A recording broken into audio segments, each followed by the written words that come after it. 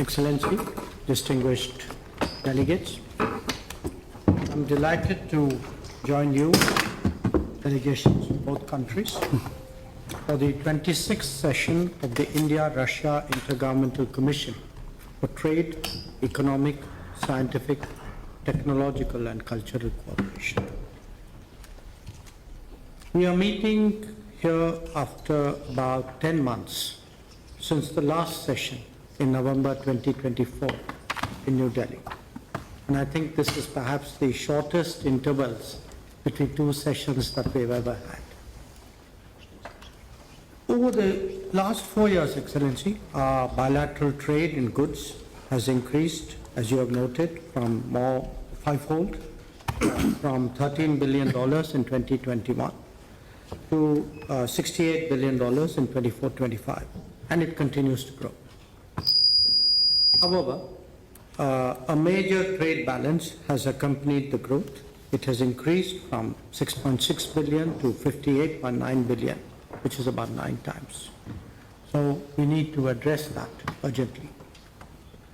Today, as we meet, allow me to lay out some of the salient features of the agenda before us, addressing tariff and non-tariff trade barriers, removing bottlenecks in logistics, promoting connectivity through the international North-South transport corridor, the Northern Sea Route, and the Chennai-Vladivostok corridor, affecting payment mechanisms smoothly, timely finalization and execution of the program of economic cooperation till 2030, the early conclusion of the Eurasian Economic Union FTA, whose terms of reference were finalized today, and regular interaction between the businesses of the two countries. These are among the key elements. They will not only help to address the imbalance and grow our trade, but also hasten the timely achievement of our revised trade target of $100 billion by 2030. Colleagues, we are all acutely aware that we are meeting in the backdrop of a complex geopolitical situation. Our leaders remain closely, regularly engaged. They provide us wise and practical guidance to our special and privileged strategic partnership. We have had 2 in-person meetings last year and are personally committed to further advancing our strategic partnership. Today, as we meet here for the IRIGC-TEC, allow me to make some suggestions on how we can improve our efficiency and rise to the occasion of deepening our economic cooperation.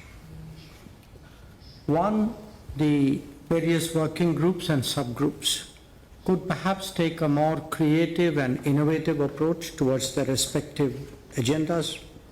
The challenges posed by the larger landscape that I mentioned require us to do so. And this should be done in a manner in which it works for both sides. So when we speak today, as you did, Excellency, of the smoothness of settlements, of better logistics, of diversifying our trade basket, of creating more joint ventures, of moving on skilling and mobility, these are some of the areas, some examples of what we need to focus on more effectively. Second, we should continuously diversify and expand our agenda through mutual consultation. It should help to tap into the full potential of our trade and investment ties. We should not get stuck on the beaten track. Doing more and doing differently should be our mantras. Third, I would urge that we set ourselves some quantifiable targets and specific timelines so that we challenge ourselves to achieve more, perhaps even surpass what we set out to do.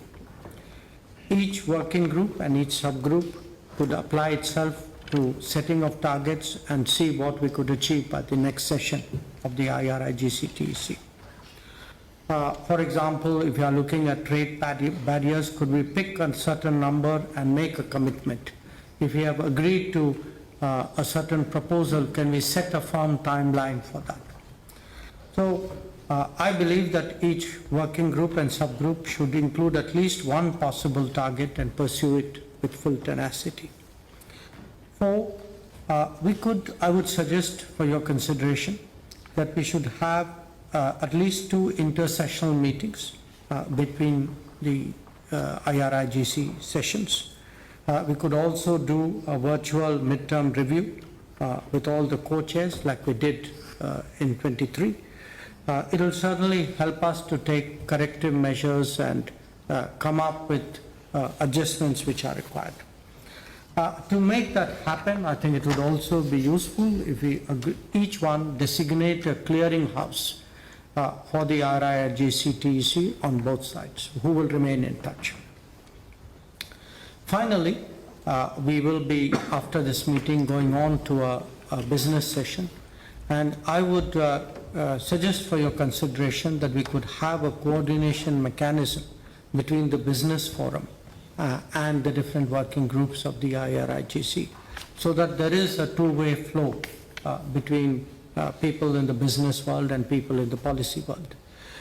We would like the IRIGC to become even more result-oriented, relevant, and readily available to the business communities of the two sides. So allow me to conclude by recalling that the IRIGC is a key mechanism to prepare for the annual summit which we expect to hold at the end of this year. And indeed, it's our work, it's what we deliver that really drives the relationship between India and Russia. So I thank you once again for your warm welcome, for your hospitality, for the excellent arrangements for today's meeting. I look forward to our fruitful discussions. Thank you.